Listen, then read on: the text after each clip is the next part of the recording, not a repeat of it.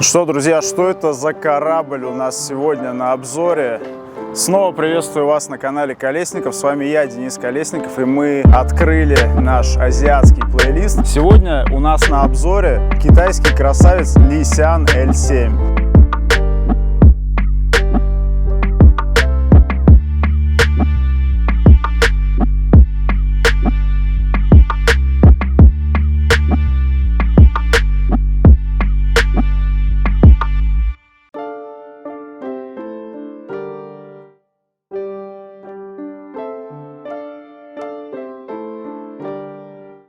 Много слов уже про него сказано, много обзоров посмотрено наверняка. И это не первый, который вы смотрите, но мы постараемся что-то рассказать сегодня вам новое в нашей традиционной, так сказать, манере.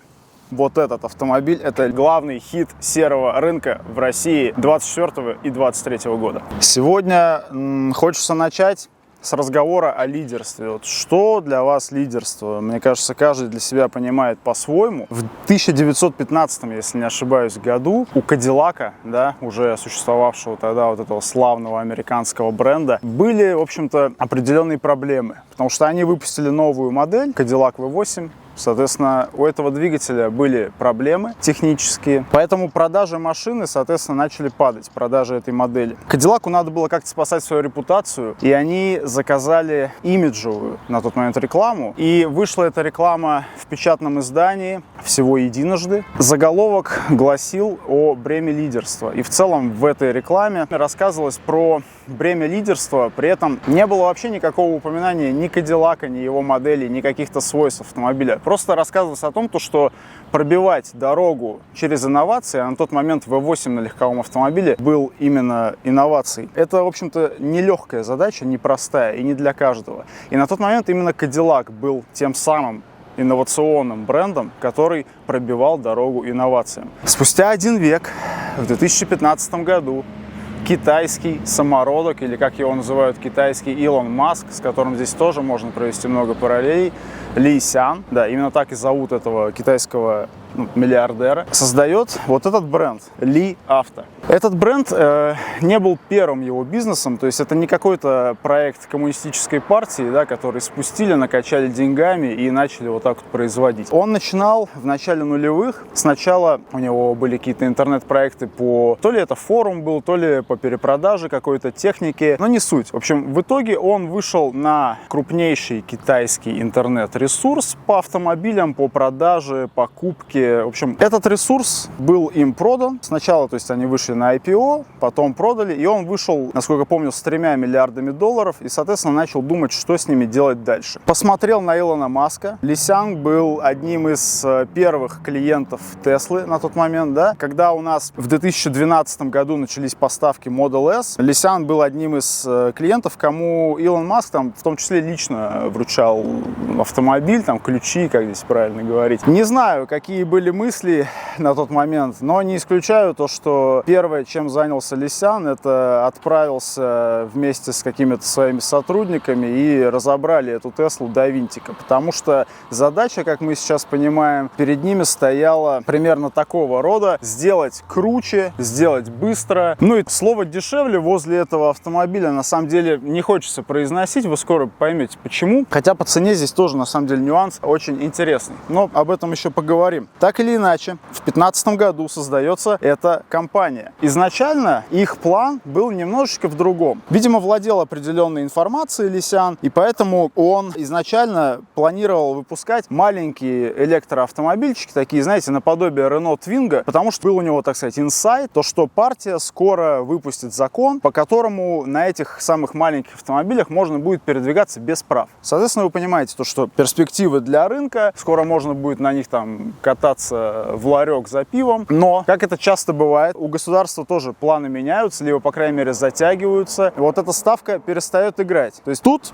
Lixian'у приходится резко менять планы, и в данном случае все было поставлено на черное. Не просто черное, а вот такие большие черные джипы, как мы уже не в первый раз у нас на канале упоминаем. Как мы сейчас видим, ставка сыграла, но на тот момент решение наверняка было непростым, ведь Lixian'у, как он сам в своей своих интервью говорит, у него была, так скажем, информация, то, что для того, чтобы построить полноценный конкурирующий бренд, нужны десятки миллиардов долларов. У него, как мы помним, после выхода из своего интернет-проекта было их 3. И вот с этими деньгами ему нужно было построить завод, который будет производить подобные автомобили. И вот спустя уже 4 года, в 2019 году, представлен первый автомобиль компании Li Auto. Назывался он Li One. То есть сразу, тут небольшая отсылочка. Китайцы тоже заметно, они, в общем, им не чужда роскошь, им не чужда там нумерология, красивые цифры. В общем, мне кажется, в этом плане мы с ними чем-то даже похожи. И первый их автомобиль, он назывался именно так, Li One, то есть Li 1. А если же дальше возвращаться к теме лидерства, то сам Ли Сян, помимо того, что это в английском варианте написания созвучно с именем создателя, потому что в китайском там какие-то разные иероглифы, и там это немножко по-разному, но не суть. Так еще и на китайском это означает что-то вроде мечта. И также, если в английском посмотреть на эту условно аббревиатуру Li, то это можно расшифровать как Leading Innovations, то есть лидирующие инновации. Таким образом, с какой стороны, в каком языке ты не подойди к этому бренду, у него как бы все овеяно роскошью, лидерством, и, в общем-то, как мы видим, нам это тоже заходит, потому что продажи пока этого автомобиля идут только в Китае, и они растут, но, тем не менее, в России их уже столько, как будто бы они тоже продаются вполне себе официально. Хотя даже наши, как мы привыкли, официальные дилеры, они возят эти машины именно в серую. Просто помогают с ними там с точки зрения активации, сервиса и так далее, но если говорить о гарантии, то вам придется обращаться, так сказать, в головной офис в Китай. Хотя для первых владельцев предоставляется пожизненная гарантия на электронику, на силовой агрегат и на кузов. Но мы немного отвлеклись от истории. В 2019 году выпущен первый кроссовер Li One. Уже в 2021 году он вошел в десятку самых продаваемых автомобилей в Китае. При том, что эта десятка составлена в том числе из таких легкомоторных небольших автомобилей. На 7-м месте, как видно, находится Li One в 2021 году. И это было очень даже неплохо, учитывая, что автомобиль не самый дешевый, хотя в Китае его стоимость от 45 примерно тысяч долларов. Я ориентируюсь на самом деле на стоимость сегодняшних L7, но думаю, в ценовом сегменте Li One был примерно также расположен. В общем-то, запуск прошел неплохо, и таким образом фирма смогла рассчитывать на успех с этой платформой. Чтобы развить этот успех, они начали выпускать больше моделей на одной и той же платформе. Поэтому, здесь такой нюанс. Наверное, многие могли заметить, что модельный ряд состоит из, современный модельный ряд. В нем уже нет Li One, в нем новая нумерология, это L7 наш сегодняшний герой, это флагманский L9, это L6 и это L8. То есть с 6 по 9 айдишники они здесь заняли. На мой взгляд, наш сегодняшний L7 это такая золотая середина, без 3 рядов, но с 2 комфортными рядами и с большим багажником. Сейчас позже подробно тоже это все посмотрим. L9 это у нас флагманский 3-рядник, 6-местный. Ну а L6 появился только в этом 24 году. Тоже он 2-рядный и, насколько я понимаю, будет поменьше этого автомобиля. Говоря о габаритах, опять же, у нас здесь длина чуть больше 5 метров. Если не ошибаюсь, 5050 миллиметров длина, 1750 миллиметров высота, то есть 175 сантиметров. И ширина автомобиля 1,95 сантиметров. Колесная база здесь составляет 3 метра с еще 5 миллиметрами. Итак, 21 год. Первая модель Li One добивается уже успеха на рынке. Так, что же стояло в основе этого успеха? Я бы сказал, он зиждется на 3 китах, если проанализировать то, что написано про марку. Это партнерство, это платформа и это гарантия. По поводу партнерства. Несмотря на то, что в Китае достаточно была популярна концепция того, что мы все делаем сами, мы полностью независимая компания, мы сейчас сами все разработаем и сделаем круче, чем у европейцев. В Li Auto совершенно не побрезговали партнерством с западными брендами с самого начала. Там было заключено партнерство и с Bosch, и с Borg Warner, и даже Lifan, уже такой более развитый в плане своей истории китайский бренд, но тем не менее компания Lifan сыграла важную роль в становлении компании Li Auto, потому что для получения лицензии на производство у Li Auto им пришлось купить часть производственных мощностей Lifan. По поводу гарантий. Здесь заложена концепция, которую раньше мы воспринимали как норму, ну, разве что в Rolls-Royce. То есть это концепция пожизненной гарантии на следующие элементы. То есть это на кузов, это на всю электронику и это на силовую установку, который, соответственно, мы понимаем, какая-то инновация, это последовательный гибрид. Сейчас подробнее расскажем про технику. Но, тем не менее, всегда есть вопросы. Сколько это проездит, как это будет себя вести и так далее. Пожизненная гарантия часть этих вопросов, согласитесь, снимает, когда ее, в принципе, дают. Во всяком случае, там, где марка присутствует официально. И третий кит – это платформа. То есть, до сих пор в компании Li Auto разработана одна технологическая платформа, но которая уже успешно тиражируется в 4 моделях. L6 буквально недавно появился, только в этом году, но, в принципе, и L7 язык не поворачивается назвать каким-то уже не новым автомобилем. Даже удивительно, что он уже успел как-то примелькаться, да, но по факту модель появилась только в прошлом году, вдумайтесь, друзья. Если говорить о причине экспансии такой преждевременной на российский рынок, ну, нам не чужда любовь к технологиям, нам не чужда любовь к роскоши, а уж когда это удается совместить с каким-то прикольным дизайном, ребята, ну это выстрел прямо в точку. Если кто-то не готов поступиться роскошью из-за каких-то там санкций, вот такой вариант становится, несмотря на отсутствие гарантии, да, он становится очень-очень привлекательным. Если Range Rover новый за там 20-ку все-таки как-то дороговато, ну, моя личная ассоциация, вот, это что-то среднее между Tesla X и Land Rover Range Rover.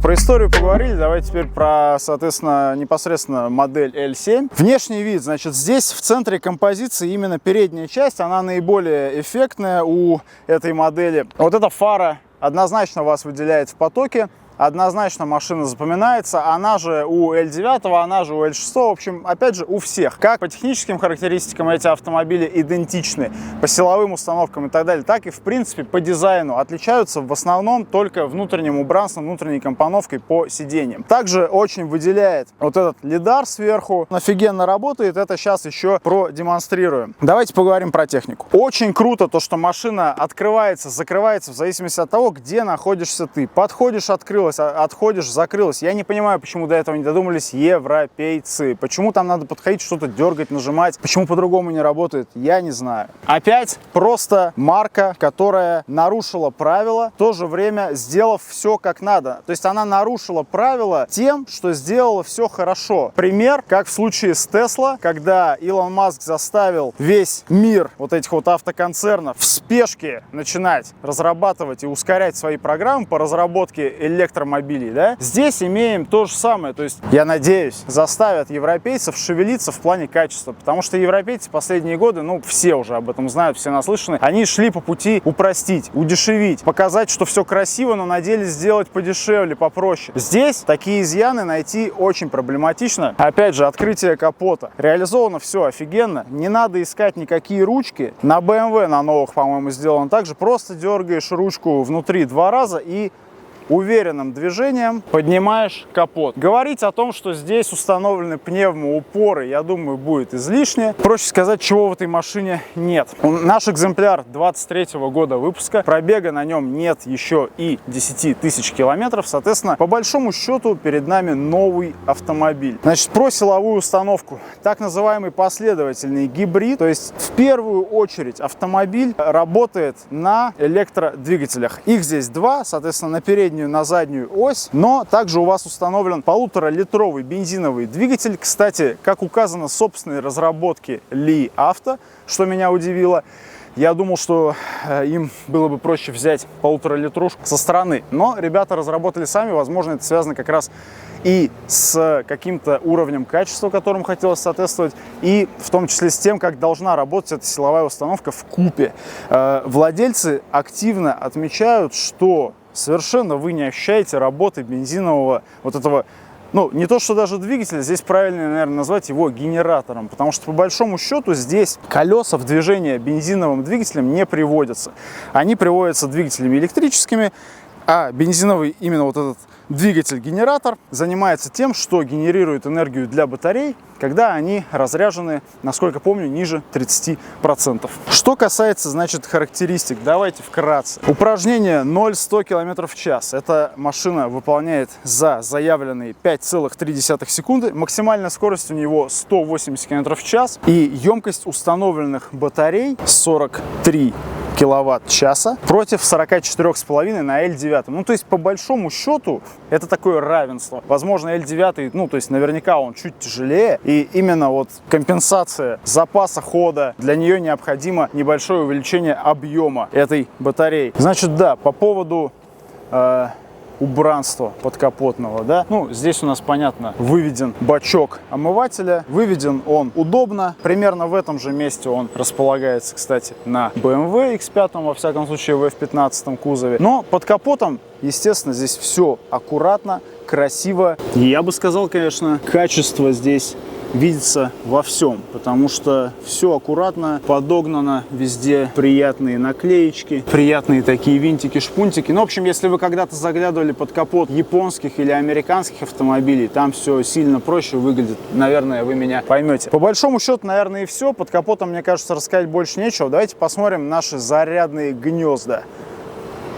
Два вот этих бака, лючка, один справа, другой слева. Но это как бы не один для бензина, второй для масла, да, а это один под электричество, ну а слева у нас уже бензобак. И вот, кстати, если лючок для зарядки открылся нажатием на него, на лючок, то бензобак таким образом не открывается. Это нюансы. Два, соответственно, зарядных гнезда для быстрой, для медленной зарядки. Быстрая зарядка здесь заряжает батареи с 20 до 80% за 30 минут. Медленная зарядка, бытовая, более щадящая для ресурса батареи, заряжает автомобиль полностью за 6-6,5 часов. Соответственно, для открытия бензобака нажимаем кнопочку внутри салона. А, вот она. Есть. Она вот так вешается. Наверное. Да.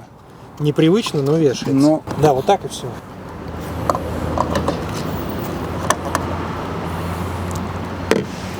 по поводу генератора двигателя, значит, заливать сюда необходимо 95-й бензин. Ну и слева, соответственно, бензобак на 65 литров. Им мы заправляем наш двигатель-генератор, мощностью которого, кстати, 154 лошадиных силы.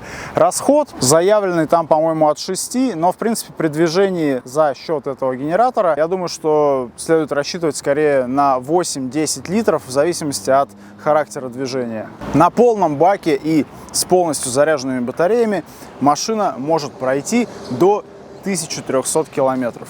Но согласитесь, даже 10 литров, если вы едете в основном за счет бензинового генератора, приемлемый расход для автомобиля весом 2,5 тонны. Семейный кроссовер, и опять же с динамикой 5 с небольшим секунд до сотни. И про салон автомобиля. Значит, кожа Напа, в нее здесь обшито буквально все. Также здесь присутствуют поразительные возможности трансформации этого салона. То есть можно сделать и кровать на задних сиденьях, ровные полы, продаются даже специальные аксессуары, которые превращают это прям каким-то надувным матрасом в настоящую кровать. И вы можете вместе с семьей либо любоваться звездами через панораму, либо смотреть кино на здоровенных дисплеях. Но единственное, здесь зависит от того, какое мультимедиа у вас вшито в эти самые дисплеи. Комплектации у L7 есть 3. Это Air, это Pro и это Max. Сегодня у нас на обзоре именно Max комплектация.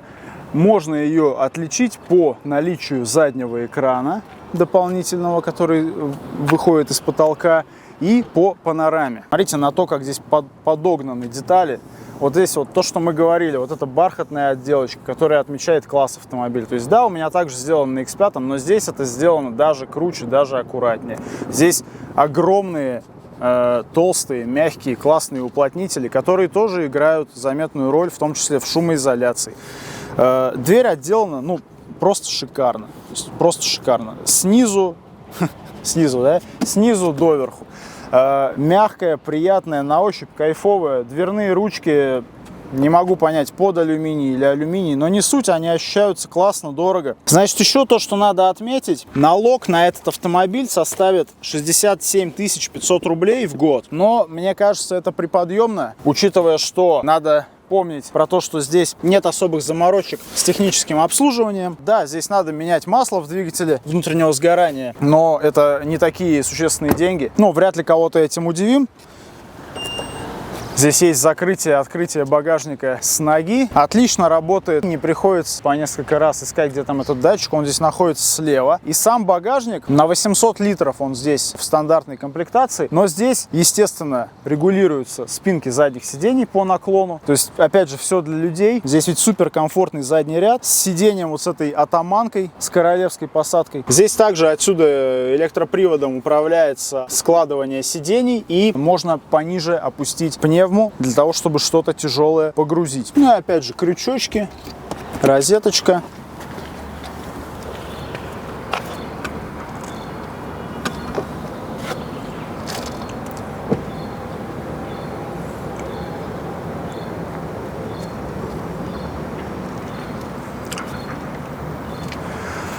Ну что, сложили сиденье, получили вот такой ровный пол. Хотя как будто бы в других обзорах он складывался еще ровнее, но тут уже... Они вот, я смотрю со стороны, вроде бы сложен, ну как будто бы дальше им некуда. Да. Опять же, все на электроприводах, все удобно, все комфортно, все для людей. Не устану это повторять, все сделано именно так, как это должно делаться. Опять же, качество в мелочах. Оригинальный ковер багажника в Лисянге, да? Он, в принципе, напоминает то, что есть в BMW, но в отличие от BMW, где они зачем-то сделаны из очень жесткой резины, но которая сильно царапается и которая скользит. Здесь он сделан из нескользящей резины. Опять подумали о мелочах. Ну и в наших традициях давайте посмотрим, что здесь находится под полом. Можете сами регулировать за счет регулировки наклона задних сидений. Вот так вот открываем и сюда на крючочек вешаем эту крышку. Не знаю, насколько это правильно. Здесь что? Переходник для зарядки, да, для суперчарджера. Вот. Органайзер с крюком ксировочным. Вот здесь вот находится за заглушкой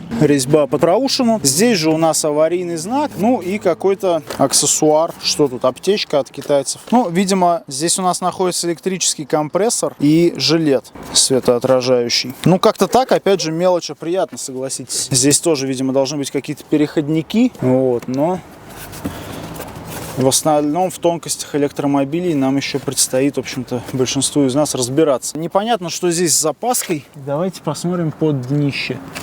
Ну, под днищем запаски нет. Ну и что, друзья, еще одна фишка, без которой, в принципе, не обходится ни один обзор Лисянгов, но ее, наверное, просто необходимо отметить. Это вот эта фирменная посадка, так называемая королевская, или посадка с атаманкой, да. Здесь же слева у нас регулируется сиденье. Причем это именно дублируемость функций, да, то есть там есть справа регулировка, и здесь слева. То есть вот примерно таким образом отодвигаем переднее сиденье. У нас образуется пространство перед ногами. Заявлено, по-моему, 1 метр 10 сантиметров, что-то такое. В общем, больше 1 метра. И мы здесь таким образом можем расположиться вот примерно так. Как тебе такое, Илон Маск? Понимаете, к чему веду, да? То, что комфорт на заднем ряду здесь, ну, скажем так, присутствует.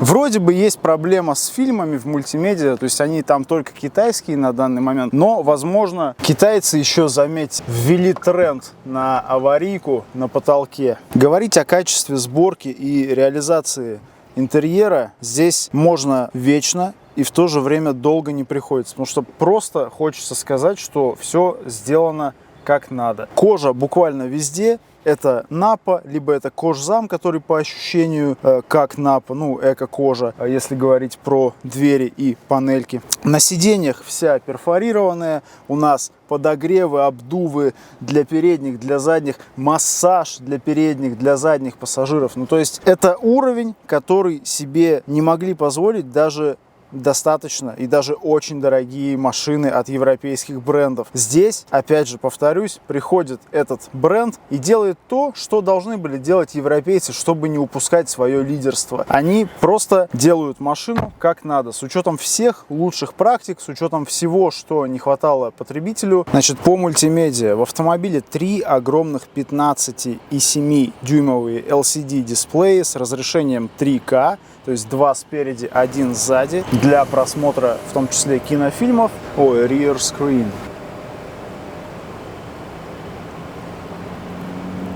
Мы как-то больше, наверное, привыкли к схеме 5.1. Аудиосистема здесь нового поколения 7.3.4. Цифры звучат непонятно. Такие системы сейчас только появляются на Volvo и Mercedes, если не ошибаюсь. То есть здесь уже представлена такая аудиосистема. Опять же, если говорить про рулевое колесо. Отличная анатомическая форма, прикольный, но не такой агрессивный, как, допустим, на RS моделях Audi скос снизу. То есть здесь тоже взяты какие-то лучшие идеи европейских автопроизводителей, но здесь это уже не смотрится каким-то прямым заимствованием. Здесь это смотрится таким адекватным вдохновением, да, и при этом реализовано по-своему. То есть ничего в дизайне этого автомобиля не скажешь, что как-то украдено или откровенно сперто. Автомобиль смотрится откровенно индивидуально, что снаружи, что внутри. Возвращаясь к центральной фаре, да, которая у нас сплошная идет,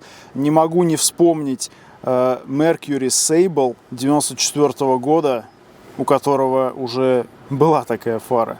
Вот это, конечно, забавный момент, но, тем не менее, индивидуальности дизайн Лисянга, на мой взгляд, от этого не потерял. Опять же, выполняем такой тест, да, то есть у меня на пальце тряпочка, и я нажимаю, пользуюсь мультимедиа, все работает. То есть, в принципе, если на вас будут тонкие перчатки, все продолжит работать. Пневмоподвеска. Фирменная, так сказать, технология. Здесь называется Magic Carpet Air Suspension. И она также регулируемая, естественно. То есть есть комфортная, есть спортивная.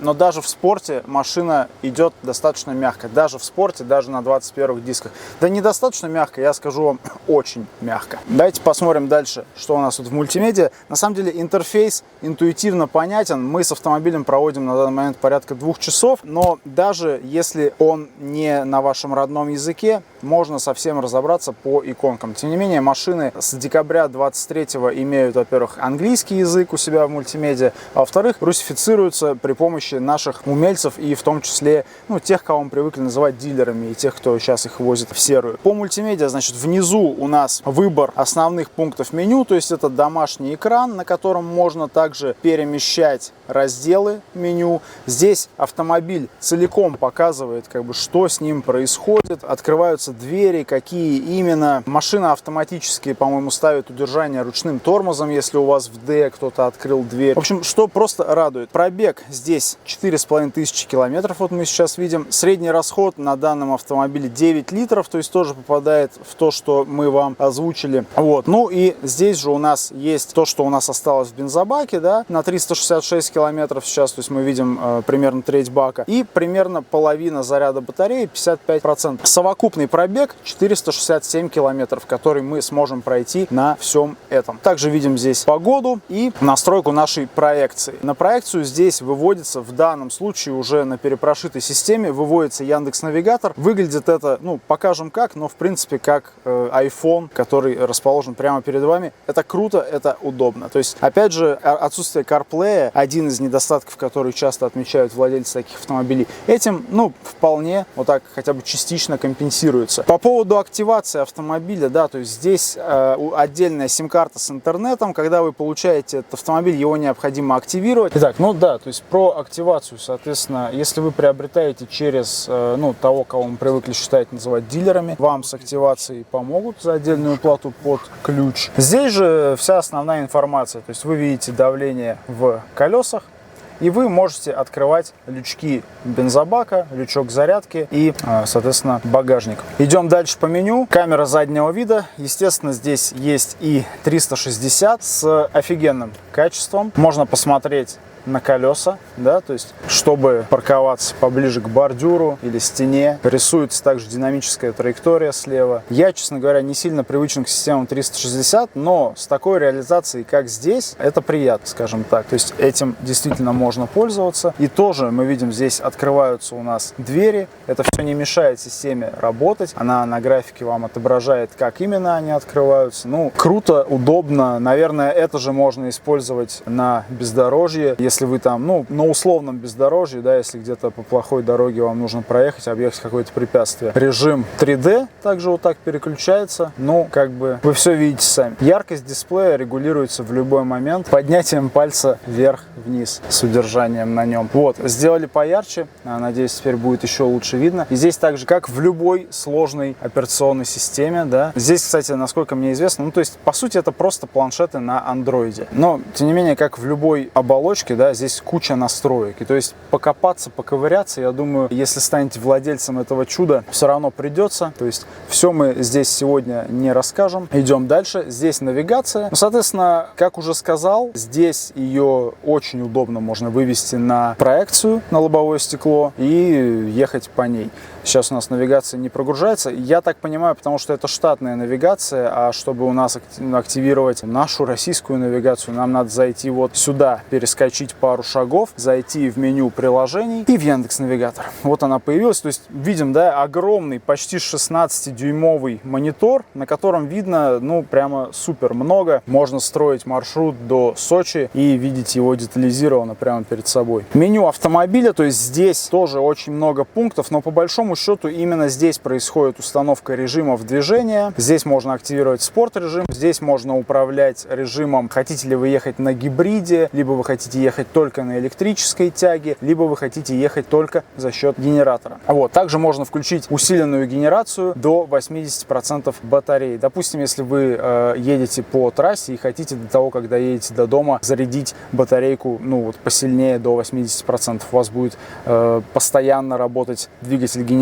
и вам в этом помогать. То есть еще из интересного, что хочется отметить, да, здесь нет привычной приборной панели, как раз потому, что ее с успехом замещает классно сделанная, реализованная проекция, но также здесь есть вот такая вот ваша личная приборная панель для водителя прямо на руле. Тоже реализация классная, эффектная и в то же время эффективная. Здесь мы видим также дублирование информации по, соответственно, остатку хода, по активной передаче, по расходу, ну и по, опять же, активной передаче уже в центре. То есть здесь эта информация таким образом дублируется. Что интересно, да, он сенсорный также. То есть здесь можно выбрать высоту подвески, ну, то есть основные, короче, режимы движения, да. Выбираем настройку проекции, выбираем режим проекции. Соответственно, здесь можно выбрать, что вы хотите видеть в правой части дисплея. То есть это просто календарная и погодная информация, информация по вашей текущей поездке и информация по общему расходу и остатку хода. Также здесь выбирается режим движения, гибридный, электрический, либо преимущественно на генераторе. Вот. Ну и настройки проекции и, опять же, режим движения. И также настройки пневмоподвески, ее высота. Если, значит, увидеть здесь какие-то отсылки, я вижу отсылок наиболее, наверное, от мерседесов современных. То есть вот здесь похожи более-менее вот эти дефлекторы, похожи решетки аудиосистемы на бурмистер в мерседесах и похожи вот эти кнопочки на руле, на то, как реализовано в мерседесах. Но, тем не менее, как я уже говорил, в какой-то обвинить в каком-то прямом заимствовании здесь не получится. То есть все сделано в той степени индивидуально, то, что ты видишь, что это именно Ли, и у них есть свой стиль, и в этих машинах ощущается класс.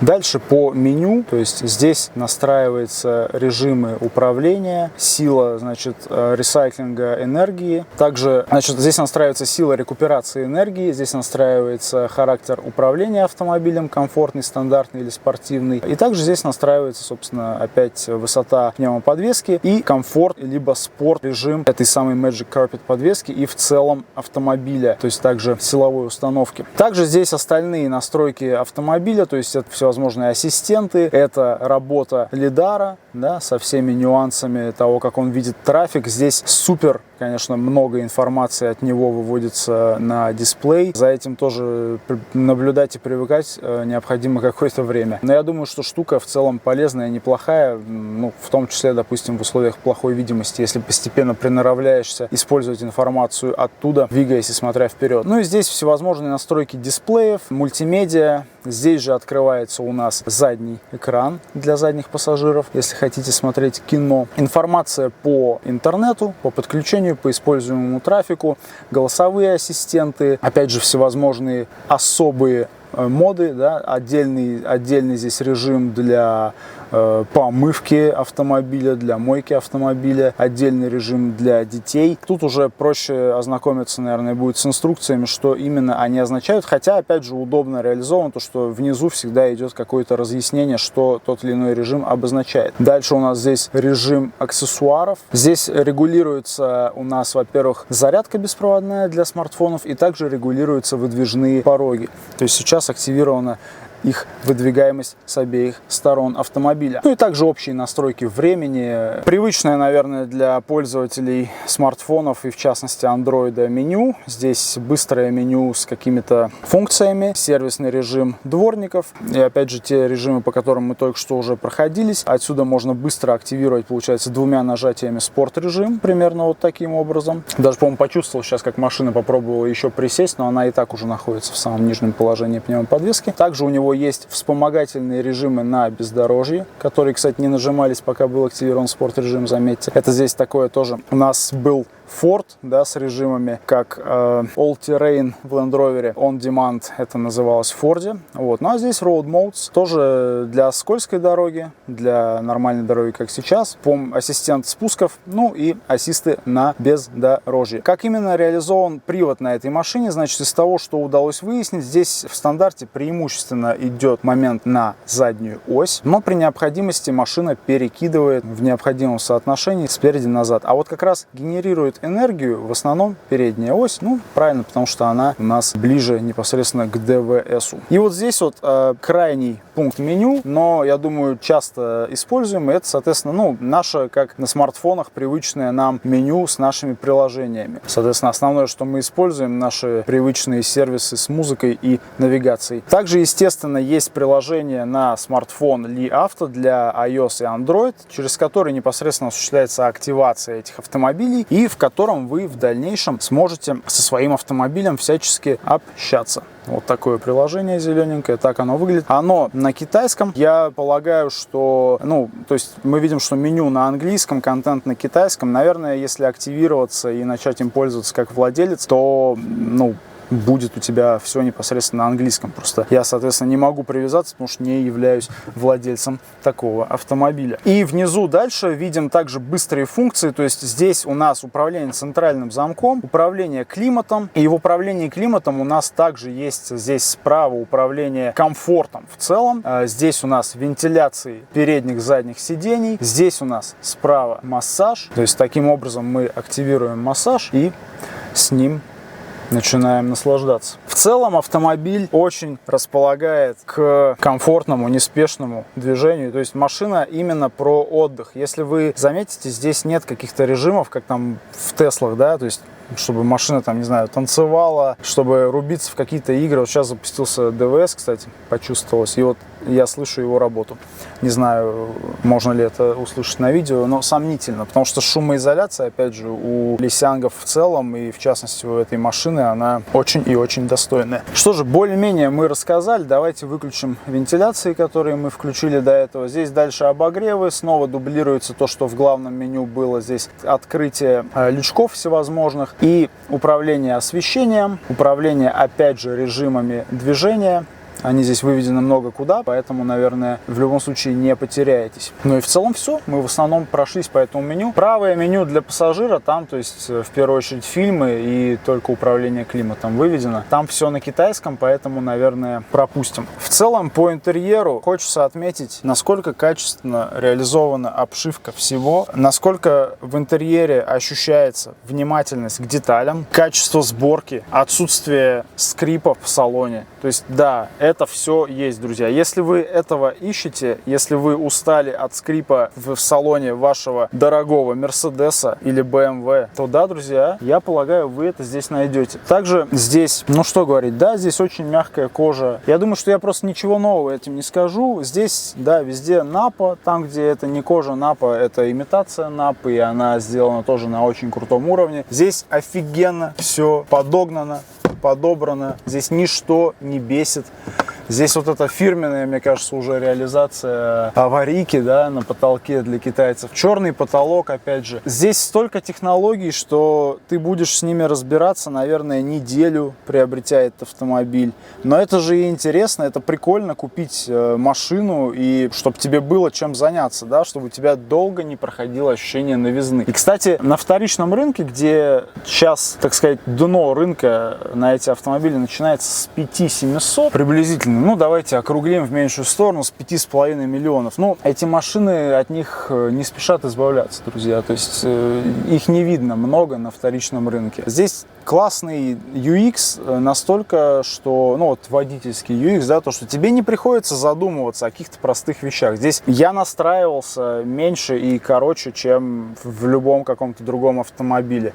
Все, что можно сделать хорошо, здесь именно так и сделано. То есть любые какие-то нюансы, безрамочные зеркало заднего вида, черный потолок. Здесь обо всем за тебя подумали, тебе не надо морочить. Здесь классная шумка, машину не надо отдавать сразу там в детейлинг, в шумоизоляцию, чтобы ее полностью разбирали. Да? Здесь классная панорама, которую мы пока не придумали, как открыть, потому что обычно управляется откуда-то отсюда. Слушай, я не понимаю, как открыть крышу. Вот это, конечно, для меня странно.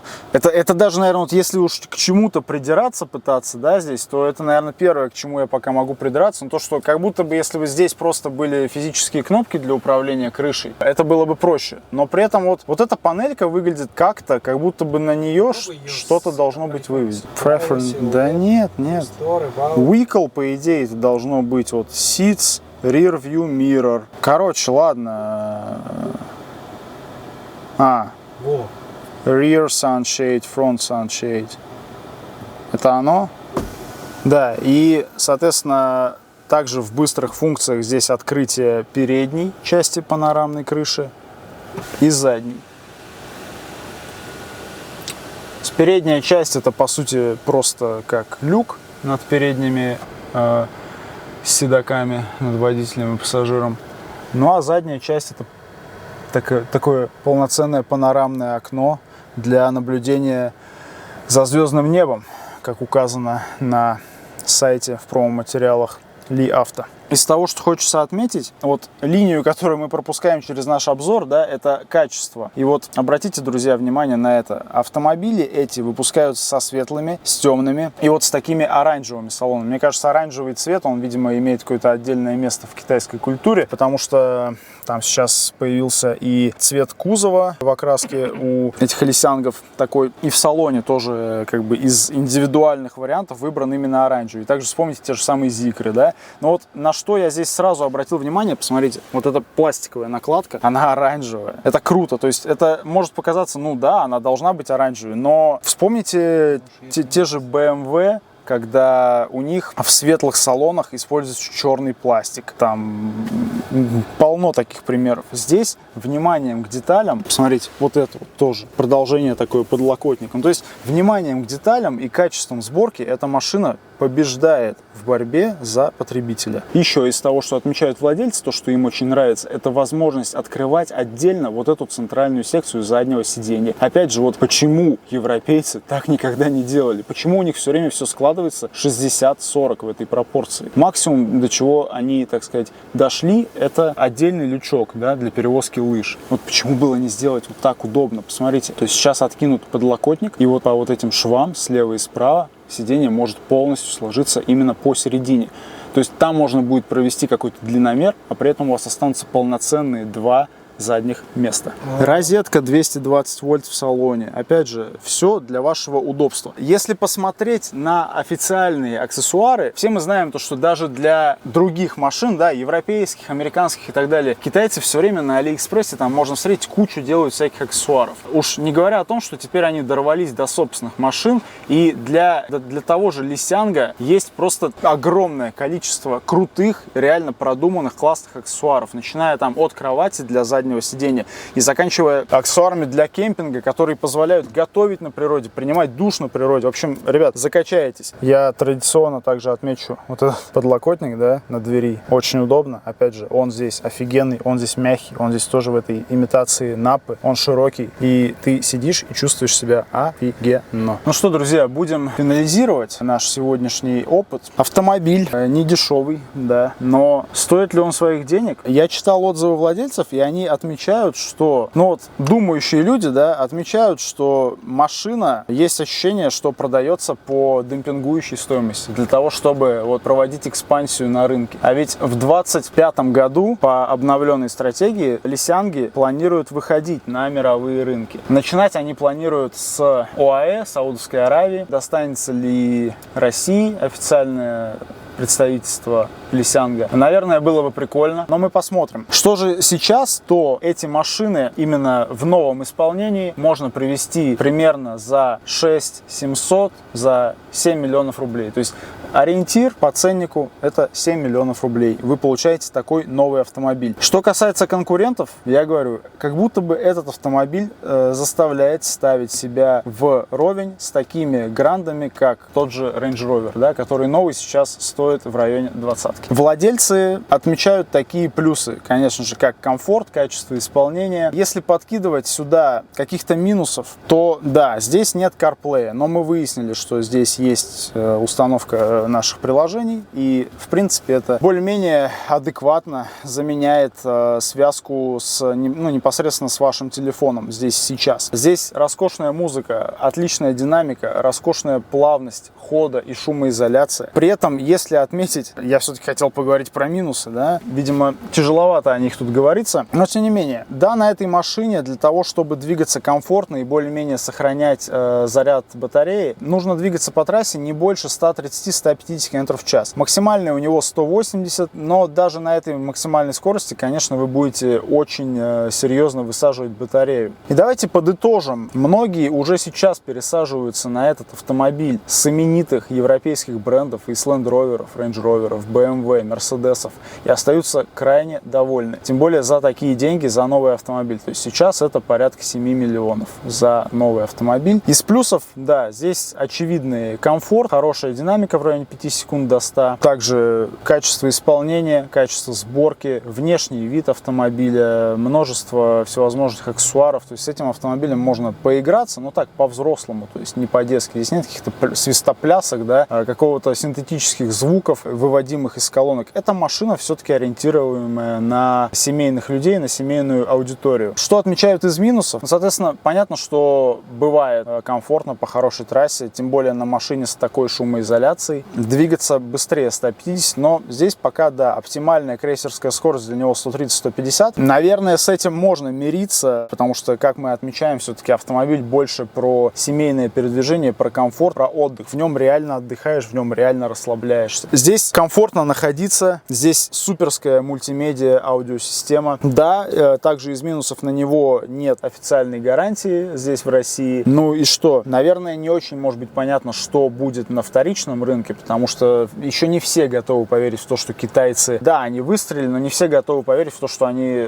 закрепятся, да, на этом уровне. Соответственно, и также темпы обновления, с которым китайцы выпускают машины, вот, мне кажется, это больше касается более дешевых, более доступных брендов, но там не очень понятна ситуация на вторичке. Что будет здесь, не знаю. Мне кажется, что сейчас за счет популярности этой марки уже будет формироваться спрос на нее на вторичке, потому что многие захотят взять такой автомобиль, учитывая, что вы все равно без гарантии его берете, но взять этот автомобиль где-то там за 4,5, за 5 миллионов от первого владельца и, собственно, владеть и также кайфовать. Посмотрим, как они себя покажут. Модель новая, с прошлого года. Но пока что этот выстрел кажется прямо в яблочко. И давайте подведем наш сегодняшний итог по Nissan L7. То есть, прежде всего, это машина, в которой ощущается офигенное внимание к мелочам, по отделке, по технической составляющей, то есть ее всеядность, то, что это необычная электричка. Трудно упрекнуть его в дешевизне, трудно упрекнуть в какой-то китайскости. То есть, надо понять просто, какая команда этим занималась, потому что здесь явно собраны классные инженеры со всего мира, и им была поставлена задача, я так понимаю, сделать действительно самый крутой в мире автомобиль. С этими мыслями давайте завершать. Скоро снова увидимся на канале Колесников с другими новыми и также интересными автомобилями.